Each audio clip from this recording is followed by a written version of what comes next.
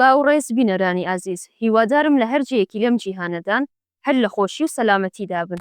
بە بۆنەی شەوی یەڵدا کە درێژترین شەوی ساڵە و لە هەمووی گرنگتر یادی لەدایکبوونی قارەمانی هەمیشە زیندوو شەهید دکتۆر عەبدوڵڕەحمانی قاسملووە.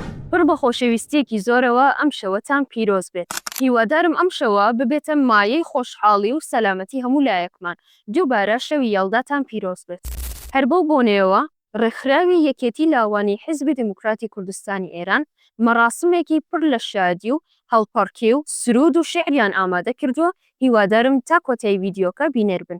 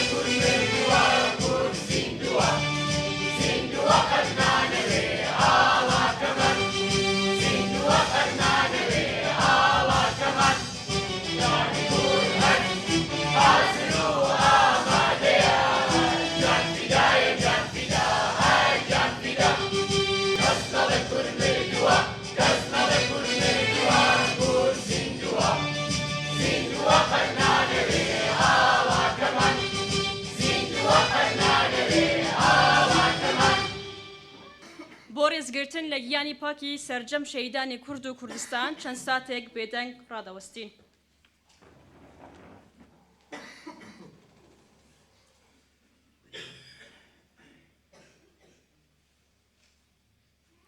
ڕۆحیان شاد و ڕێگەیان پڕێبوار بێت. ئامادەبوانی هێژا بەخێربێن سەرسەر و سەر چاوان ئەم ڕێوڕسمە بە بۆنەی شەوی یەڵدا درێژترین شەوی ساڵ و شەوی لەدایکبوونی ڕێبەرمان شەهید دکتۆر عەبدوڵڕەحمان قاسملوو لەلایەن کۆمیتەی ئاگری سەر بە ڕێکخراوی یەکەتی لاوانی دموکراتی ڕۆژهەڵاتی کوردستانەوە ئامادەکراوە. هەر بە ناوی یەکەتی لاوان پڕ بەدڵ بەخێرهاتنی ئێوەی ئازیز و خۆشەویست دەکەین بەخێربێن سەرسەر و سەرچاوان. ئێستاش داوا لە خاتوو نسار کەریمی و هانی هورمزی دەکەین بفەرمونون بۆ هەڵکردنی مۆمەکان. یەڵدایە یادەی جوورە ئەم شەو کە دیدەم دوور لە تۆ بێنورە ئەم شەو دڵم وەک حاکمی مەعزوولە قوربان خەڵاتی وەسڵی تۆی مەنزورە ئەم شەو. ئێستاش پەیامی یەکەتی لاوان لەلایەن خاتوو شیوا مرادیانەوە بەرپرسی ڕاگەاندنی ڕێکخراو پێشکەش دەکرێت. تکایە با بفەرمێ. ئەگەر گردوون درۆنا کە با ئەفسانەی خۆی بنوێنێ جارێکی تر لە دنیادا بە وێنەی تۆ بخڵقێنێ. ئامادەبوانی خۆشەویست کادر و پێشمەرگازیسەکان لەلایەن سکرتێری ڕێکخراوی یەکێتی لاوانەوە پڕبەدڵ بە خێرهاتنی هەموو لایەکتان دەکەین و پیرۆزبایی شەوی یەڵدا دەکەین و داوای لێبوردنێک لەلایەن سکرتێرەوە لەبەرەوەی کە نەیتوانی بەشداری ئەو مەراسمە بکە. لە دوایین شەوی پاییز و سەرمای سەرماوەزدا سڵاوی گەرمی دڵی پڕخۆمێدی مەتتان پێشکەش ئەی هەڤاڵانی پێشمەرگا. بەخێر بێن بۆ ڕێوڕسمی یادی لەدایکبوونی ڕێبەری هەڵکەوتومان دکتۆر عەبدوڵڕەحمانی قاسملوو. ئەمڕۆ لێرە کۆبووینەتەوە تا لە گۆشەنیگایەکی جیاواز و لە سەردەمێکی جیاوازدا ئاوڕ لە هزر و ڕامانی ڕێبەرێک بدەینەوە کە نێو سەدەلەوە و پێش ئەمڕۆی کوردستانی دەبینی. ڕێبەرێک کە بە درێژەدان بە خەباتی نەتەوایەتی پێشەوامان قازی محەممەد جارێکی دیکە دەرگای خەباتی بۆ لاوانی ئەو سەردەم و ئێستاش واڵا کرد و ڕێگەی سربەستی و سربەخۆیی بۆ هەموار کردن. دکتۆر قاسملو ڕێبەرێکی دیار و ڕەچەشکێنێکی شوێندانەر بوو لە بزوتنەوەی ڕزگاری خوازی کورد و حزبی دموکرات کە تا بە ئەمڕۆژ ئایدیاکانی سەرچەشنی خەباتی سەدان هەزار لاون. ئەمڕۆژ لە هەموو کات زیاتر گرنگی ئایدیا ئینسانیەکان و زەرورەتی سەقامگیری ئاشتی و پاراستنی مافی گەلانی ستەملێکراو هەست پێ دەکرێت و دەبینین کە لە سەردەمێکی دوورتر لە ئێستادا ئەو ئایدیانە پرەنسیبی خەباتی ڕێبەرمان دکتۆر قاسملو حزبی دموکرات بوون. دکتۆر قاسملو ترۆر، بۆمبدانان، فڕۆکە ڕفاندن، مرۆڤ ڕفاندن، بە بارمتەگرتنی مرۆڤ و ڕەشەکوژی مەحکوم دەکرد و سنووربەندیکی لە نێوان بزوتنەوەی ڕزگاری خوازی کورد و هێزە چەکدار و میلیشیا تونداژوەکانی ئەو کات دروست کرد کە تا ئێستاکەش ئەمە دەستکەوتێکی ئینسانی ئیخلاقی مەزنە بۆ حزبی دموکرات و بزوتنەوەی ڕزگاری خوازی کورد.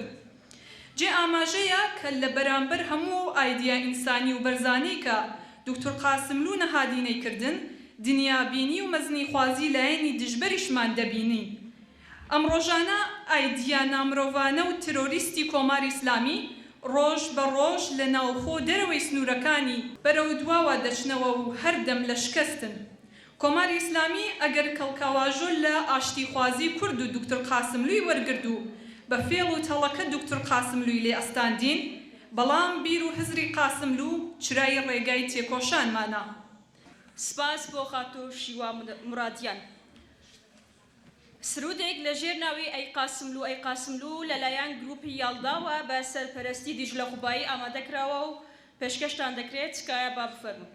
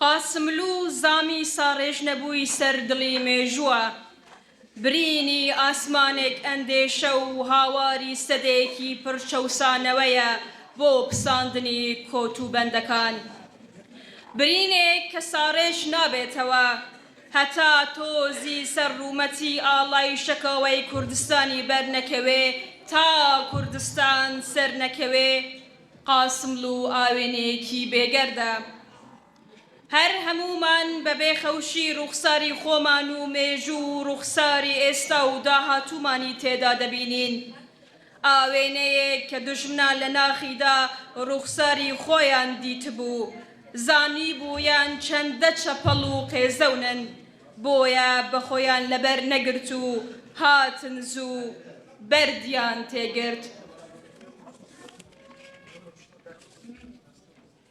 ئێستا شعرێک لەلایەن هاوڕێ ئاسۆمی ناو ئامادەکراوە پێشکەشتان دەکرێت تکایە با بفەرمێ خۆشەویست خوشک و برایانی بەڕێز شەوی هەڵدا شەوی لەدایکبوونی ڕۆڵەی هەڵکەوتوی میلەتەکەمان و ڕێبەری ناوازەی گەلی کورد دکتۆر عەبدوڕەحمانی قاسملو لە هەموو لایەکتان پیرۆز بێ شێعرێکتان بۆ دەخوێنەوە بە نێوی نرخی ئازادی لە نێو جەرگەی شەوی ڕەشی هەڵدا ستێرچێکی نەخشین سەری هەڵدا کە هات گەردوونی ڕوونا کردەوە چاوی خەواڵووی مێژووی شۆردەوە کە دوو چاوی بەرەو خاک هەڵێنا مزجێنی دەورێکی تازەی هێنا زوو کە پشکوت گوڵی سەرعەرز بوو بە شتکی و ساوایی بیربەرز بوو گوڵی سەرتۆپ بوو بۆ نەسلی بەشەر دایمە خەمی گشت مرۆڤی لەبەر بۆ گەل و خاک بوو بە سایە و سێبەر لێی دەهاتەوە هەیبەتی ڕێبەر ماخولیا بوو بۆ ئاشتی و سەربەستی دەیویست گشت خەونێ بکا بەڕاستی دژ بوو لەگەڵ ڕەشە کوژی و نەمان دەیزانی چۆنە ڕێگای باش ژیان بۆ ئەوەی پشتکەی لە ڕابردوو دەیکوت هەنگا و بنێن بەرەو داهاتوو لە کاتی ناخۆشی و تاڵی و تنگانە بۆ خۆشی هەردەژیا لەو شاخانە گەورە و کاریزما بوو جوڵێنەر بوو پێشمەرگە بوو زانا بوو ڕێبەر بوو بۆ تۆرەمەی داهاتووی کوردستان دایمە لە خەمدا بوو بە بێوچان تاکو کورد لە گەلی دیجێ نەمێنێ دەیویست کورد بە دنیا بناسێنێ تا گەل بگات بە ئامانجەکانی ئەو بۆ داهاتووی زۆر دوور دەیڕوانی قەڵخانێک بوو بۆ خەڵکی کوردەوار لێی تۆقی بوون تاقم و هێزی زۆردار دژی دوژمنی غەدار و نەزان دایدەڕشت وانەی ڕابوون و ڕاسان دەیانزانی تاکو ئەو بمێنێ لە داوای ڕەوای گەل واز ناهێنێ بۆیە لە شەوگارێکی تاریکدا تیخیان لە ڕووی داری ئازادیدا خۆی و هاوڕێی کە دەتگوت دوو بران جەستەی سپیان بە خوێن سوور کران بە خەیاڵ کوردی بێسەر کرد دژمان بەڵام نەشکا نە کورد نە کوردستان قاسملو تۆ ڕەمز و هێمای ژیانەوەی تۆ ئیرادەی سەردەمی هەستانەوەی گەرچی لە ڕێی گەل بەرگول لە درای بەڵام تۆ ڕێنیشاندەری چرای تا سێبەرت بەسەرمانەوە بێ گەل دەبێ هەڕووی لە ژیانەوە بێ ئێستاش کە نەخشی شەهید دەنوێنی بەڵام تۆ هەر زیندوی و ڕێنوێنی گەورەیت پەندە لە زارانەوە وتەد ئاڵان بەدەستلاوانەوە لەسەر شەقام دەزرینگێنەوە لەسەر شەقام دەزرینگێتەوە هەر ناوی تۆیە دەکوترێتەوە بۆ پێکهێنانی وڵاتی ڕزگار لە ڕێدان هەزاران مەشخەڵدار ئەم کاروانە بۆ پێشەوە دەبن هەتاکو ڕێبازی تۆ سەردەخەن گەرچی دوژمن تۆی تێدا بردووە بەڵام شۆڕش بەبێتەوە نەمردووە هەنووکەش بۆ هەر کات و جێیە تۆ وتەی بە نرخی خۆت پێیە سفرەی خەباتە دووارە خستووە ئێستاش دەستی نەیارت بەستووە داخم بەدەستی پیسی بێدادی تۆی مەزم بووی بە نرخی ئازادی نەڵێی دژ شۆڕشی ژێر خستووە وانەت لە دڵمان نەخشی بەستووە تۆ نەمای بەڵام کورد نەبردووە چونکە وانەی تۆی گوێ لێگرتووە دڵنیا بە شۆڕش قەت ناسرەوێ تا ئەسپی خەبات لە چیا سەر دەکەوێت زۆر زۆر سپاس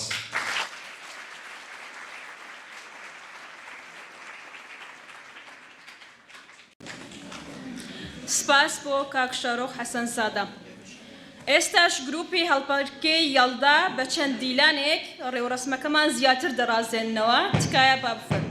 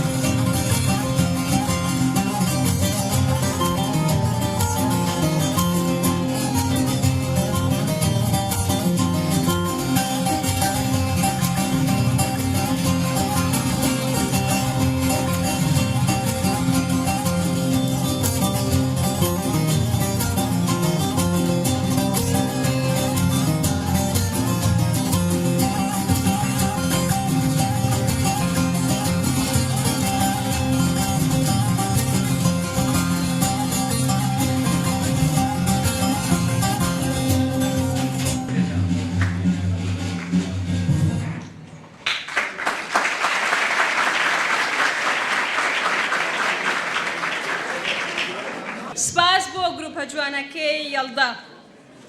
ئێستاش گۆرانیەک لە ژێر ناوی دیلان لەلایەن هونەرمەند سەیاتەرکیەوە ئامادەکراوە، تکایە با بفەرمێت.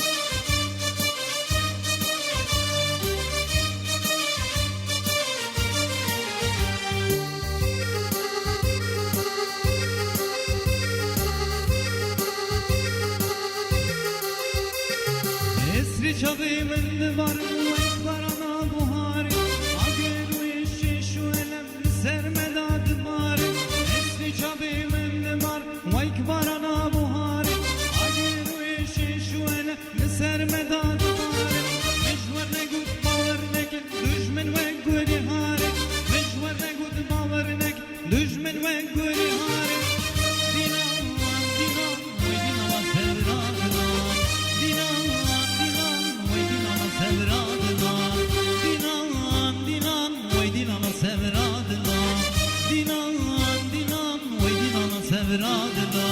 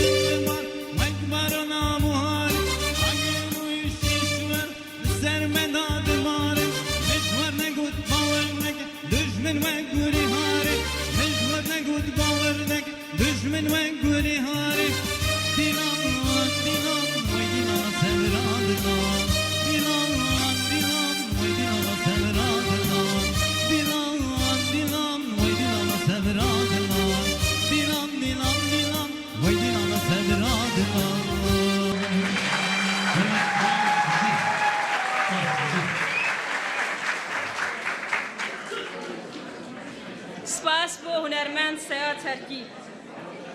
لەم بڕگەیەدا بە هەڵپەرکەی گشتی کۆتایی بە ڕێوەڕسمەکەمان دێنین. دووبارەی هەڵداتان پیرۆز بێ، ساغ و سڵامەت و تەندروست بن. بەخێر بێ سەرسەر و سەرچاوە.